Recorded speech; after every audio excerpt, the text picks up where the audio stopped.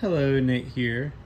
We're going to be touring my sun garden. I call this my palette garden because it's got a little bit of everything. When I'm working on a project or want to propagate something, I can come here, my hoary knife, and pick up a little bit of paint, i.e. a plant, and put it where it needs to go.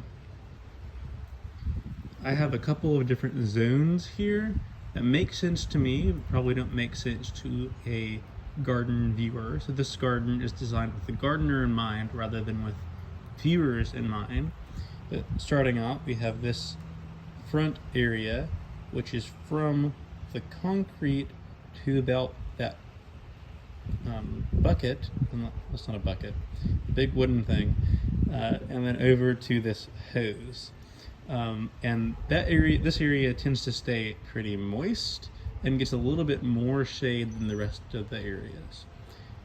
There's another divide between the walkway that way and then the walkway to the wall. Starting out with the walkway to the wall, we have a big patch of blue-eyed grass. And this is just a lovely evergreen ground cover. It looks like this for a few months, and then for the rest of the year, it's just small green iris-like leaves in the iris family. And over here, we have some of our rare prairie plants. This thing with the larger leaves is Jackson goldenrod, Solidago jacksoni. This is a pine leaf sundrop. I keep forgetting what the name is. Used to call it Unothera pinifolia subspecies, or var pinifolia. I believe it is actually Unothera capillifolium, var capillifolium, which is a mouthful. And it has yellow blooms soon. This right here is Venus Pride, Houstonia purpurea calicosa, which is not a plant that I've ever seen in cultivation before, but it's doing quite well here. And then this stuff is actually a type of sedge, kind of closely related to nutgrass. It's Rhynchospora colorata. Star Rush White Top is one common name. Over here we have a prairie hypericum with a name that I really can't pronounce. And we have some other things in here. This is another Rhynchospora. This very narrow leaves right here, very cute looking thing. It's in the same genus as this. Over here we have a bunch of Zizia aria, and there's some blooming over there. It's got yellow carrot-like flowers. We have some Virginia strawberries, Fragaria virginiana. These are the parent species of our cultivated garden strawberries. And unfortunately, all the black belt coreopsis, its petals fell off yesterday, but it has been blooming and it should rebloom soon. This is a potentially undescribed species that's native to the Black Belt and Jackson Prairie areas of Mississippi. Now we're going to see a little bit more of this later, but this is Carex microdonta. It's a type of prairie sedge. Here's some more over here. Let's see if we can get this to focus. So these right here are the fertilized female flowers, which are becoming seeds. And up at the top is the spent male flower. And so these are wind-pollinated plants. They don't require insects to pollinate them, so insects don't visit them. And you can kind of tell that because this is not a very showy plant. Whereas this, which is in the same family, is pollinated, at least in part, by insects because it looks showy and is trying to attract them. Moving on to the next little section, where it's kind of just a hodgepodge, and we'll find throughout the rest of it that a lot of this is almost random. This right here is a little bit stressed. It's Hypericum brachyphyllum. I can't remember the name for it, but I think it's a good rosemary substitute. It doesn't normally look this yellow. It normally is a darker green. And when we get over there, we will see some that's a darker green. But this likes wet soil, has yellow flowers in summer, all around a pretty good plant. Here's another sedge. This is fox sedge, great for wet areas, gets a little bit bigger than a lot of other sedges do. And then we have some downy pagoda mint, Laphilia ciliata. This is a wonderful ground cover, spreads rapidly, but not so much that it gets out of hand. Doesn't smell good, but it doesn't smell bad either. It doesn't really have very much of a smell, but it does have cute flowers. And over here we have some of my plants that I really like. I can't say my favorite plants because you'll hear me saying that word a lot if I do get into saying favorite. But this is Barbara's Buttons, which Marshallia. It has dainty little flowers that are kind of a pale white color. It's a very interesting member of the aster family. And over here, we can't really see them very well. You can see the label, marbled stone seed. I'm really looking forward for this to start blooming. They smell amazing when they're blooming. Now, we have some more typical prairie plants. This is orange milkweed, Asclepias tuberosa. Just starting to bud out. Unlike most milkweeds, if you break a leaf, no sap comes out. You will see in a minute another one where if you break a leaf, sap will come out. Actually, I've got a couple that are like that.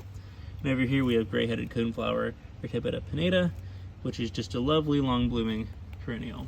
And I'm going to try to highlight all the sedges that I see. This is yet another sedge. I don't know what this one is, but I like it. It's pretty. Now, we do have a nice smelling plant over here. This is Narrowleaf Mountain Mint, which is a top tier pollinator plant in terms of the number of species that it attracts and the quantities of things that it will attract. It's I consider it almost a must-have for a sunny pollinator garden. Now over here we have, most people would consider a weed, Nothoscordum bivalve. See if we can get this to focus. Looks like it's not focusing today. Crow poison is a common name for it. There's a special bee that only visits this plant. Now, moving over, we have this, what I think is Carolina phlox. I'm not quite sure. Some golden Alexanders that are bursting into bloom. Host plant for black swallowtails. And then this thing with the big leaf is Elliott's aster. I like to call this holiday aster because it starts blooming on Halloween and continues blooming until almost Christmas. Now this is a prairie-like garden, and so we do have a couple more prairie species over here. This is prairie dock, which has these big leaves. They'll get bigger throughout the season and shoots up a tall flowering stalk in late summer. And then behind it we have prairie tea, which is a little shrub that will have white flowers in summer. And over here we have some nodding beard tongue, which is one of my favorites. It blooms a little bit earlier than foxglove beard tongue, which I also have in this garden. We have some Baptisia. I think this is Baptisia alba. It will have white flowers soon. And then this carex right here, this Carex texensis, I believe. Texas sedge.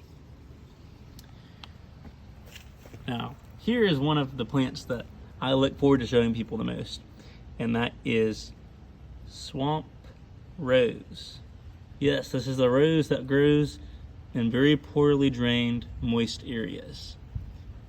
It is very much disease resistant, doesn't bloom as much as cultivated roses do, but still blooms, still produces edible rose hips.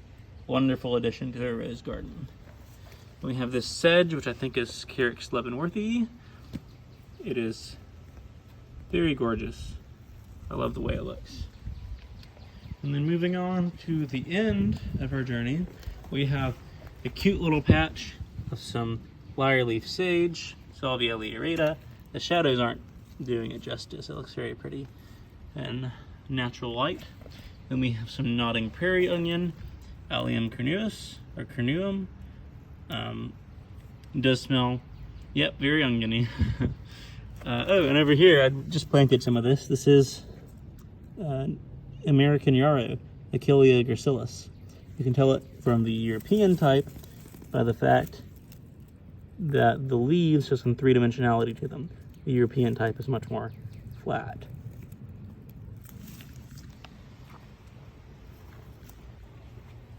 And we move on to some vines. We have man of the earth potato vine. It's a type of morning glory related to sweet potatoes. You can eat them, but you have to boil them a couple times. Probably not worth the effort, I've not tried. Then we have Virgensbauer clematis, which has this beautiful maroon-ish new growth. And then like some clematises, maybe all clematises, the way that it climbs things is it wraps them with the petioles of its leaves, which is pretty cool in my opinion.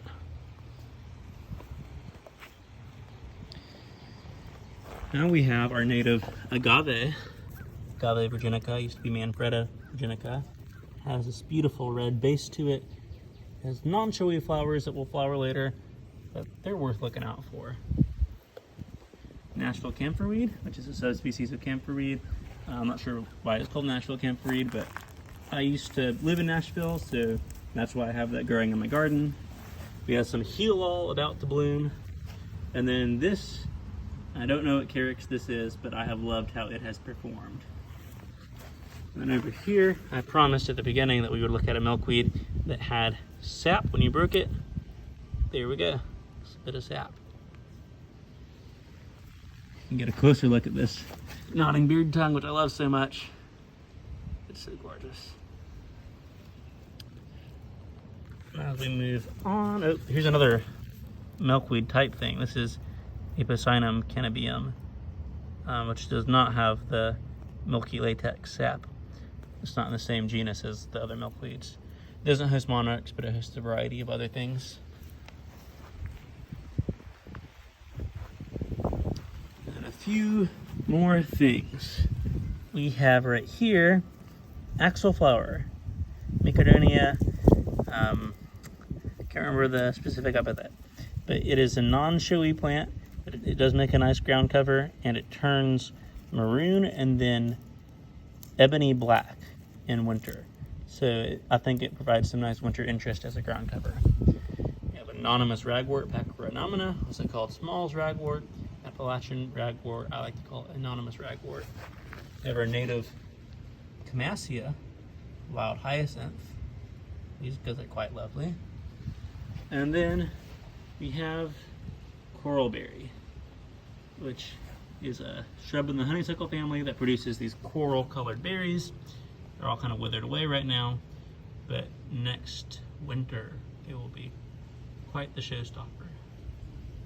Thanks for tagging along.